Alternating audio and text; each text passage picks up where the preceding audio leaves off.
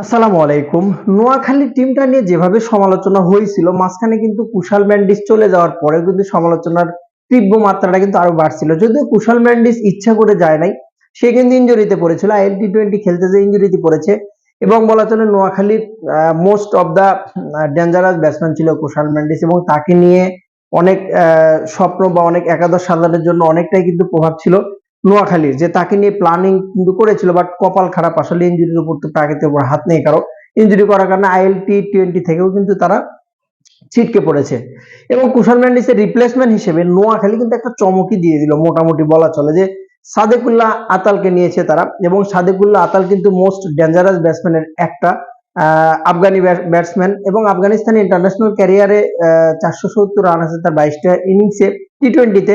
সবচেয়ে বড় কথা, সে কিন্তু আপনার আইপিএল খেলা প্লেয়ার এবং আইপিএলেও কিন্তু সুযোগ পেয়েছিল, আইপিএলে খেলেছে এবং আইএল টি-20তেও কিন্তু খেলেছে সাদেকুল্লাহ আতাই। তো সর্বোপরি সাদেকুল্লাহ আতাইকে নোয়াখালী নেওয়ার মেন কারণ তাদের টপ অর্ডার একজন ব্যাটসম্যান লাগবে, যেহেতু শ্রীলঙ্কার কুশাল মেন্ডিস নাই, ইনজুরির কারণে সে খেলতে পারছে না। তো তার রিপ্লেসমেন্ট হিসেবে কিন্তু তারা সাদেকুল্লাহ আতাইকে মোটামুটি ভালো চয়েস আমি বলি। সাদেকুল্লাহর হাতে আপনি মোস্ট পাওয়ার হিটিং পাবেন, আপনি ক্লাসিক্যাল পাবেন, আপনি ধরে খেলার মতো বা ধৈর্য ধরে খেলার মতো, একপাশে ধরে আগলে রেখে খেলার মতো অ্যাবিলিটি তার কাছে আছে। যদিও শরীরটা একটু হ্যাংলা পাতলা, বাট পাওয়ার হিটিংটা দেখলে আপনার কাছে মনে হবে না যে এই ছেলেটার কাছে এরকম শট আছে। তো সব মিলিয়ে যদি বলি যে নোয়াখালীতে মূল প্যাকেজ, ভালো একটা প্যাকেজই, রিপ্লেসমেন্ট প্যাকেজই কিন্তু নিয়েছে। মোটামুটি আমার কাছে মনে হয়েছে যে না, মোটামুটি ব্যালেন্স করার জন্য কিন্তু নোয়াখালী ভালো একটা প্যাকেজ নিয়েছে, যেটা কিন্তু সাদেকুল্লাহ আতাই।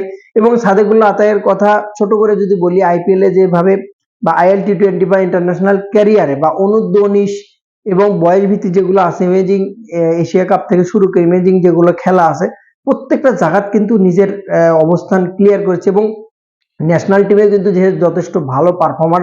তো সেদিক থেকে বলা চলে সিলেটের যে মাঠ বা চট্টগ্রামের যে মাঠ, সেখানে কিন্তু নোয়াখালীর খারাপ চয়েস না সাদেকুল্লাহ আতাই, মোটামুটি ভালো একটা সাইনিং কিন্তু করাইছে নোয়াখালী। জার্সিটার কথা যদি আমি বলি, এখন পর্যন্ত অফিসিয়ালি জার্সির যদি আমি কথা বলি, ঢাকার জার্সিটা কিন্তু চলে আসে। ঢাকার জার্সিটার কথা আপনাকে স্পেশালি যদি বলি, আমার কাছে রাজশাহীর জার্সিটাও কিন্তু এবার চলে আসে।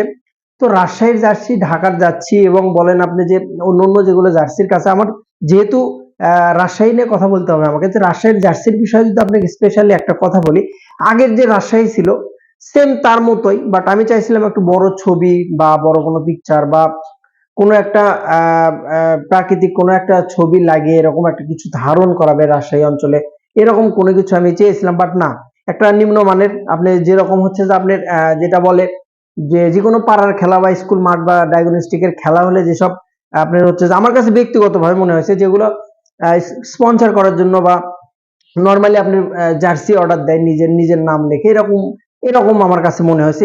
আহামরি খুব ডিপলি মনে, তবে কিন্তু রাজশাহীর যে প্র্যাকটিস জার্সিটা, এটা কিন্তু বেস্ট ছিল।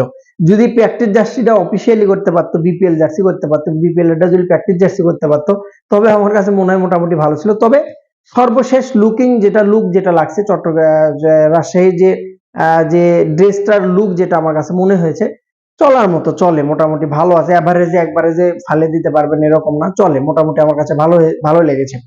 তো বেস্ট অফ লাক সাদেকুল্লাহ তাই, নোয়াখালী, এবং মোস্ট ওয়েলকাম বিপিএল এ। ভালো কিছু করুন, বিপিএল কে সামনে থেকে নেতৃত্ব দিন। নোয়াখালীর চমকের দিন শেষের পথে, জানি না আরো কত সাইনিং করাবে, তবে কুশাল মেন্ডিস যাওয়াতে তারা কিন্তু বড় ধরনের ধাক্কায় খেয়েছে। বেস্ট অফ লাক, ভালো থাকুন।